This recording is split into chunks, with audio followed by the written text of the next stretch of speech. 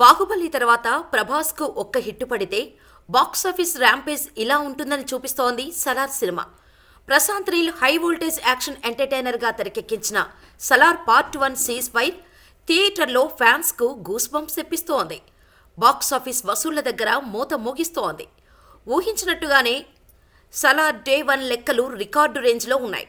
Salaar first day collections దాదాపు 180 కోట్ల వరకు రాబట్టింది. రిలీజ్ అయిన అన్ని ఏరియాలలో సలార్ భారీ ఓపెనింగ్స్ అందుకుంది. నైజాంలో నాన్ ట్రిపుల్ రికార్డు క్రియేట్ చేసింది.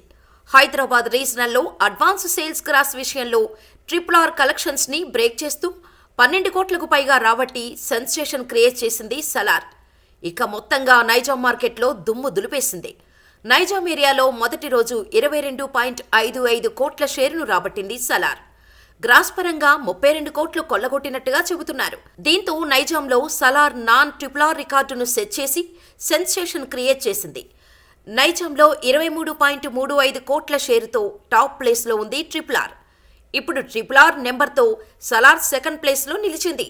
సలార్ సినిమాకు మంచి పాజిటివ్ టాక్ వచ్చింది కాబట్టి ఈ వీకెండ్ వరకు మరిన్ని రికార్డులు సెట్ చేయడం పక్కా. మొత్తంగా సలార్ సినిమా 2023 ఇండియాస్ బిగ్గెస్ట్ హిట్గా నిలవటం గ్యారంటీ. మరి సలార్ ఫైనల్ ఫిగర్ ఎక్కడి వరకు వెళ్తుందో చూడాలి.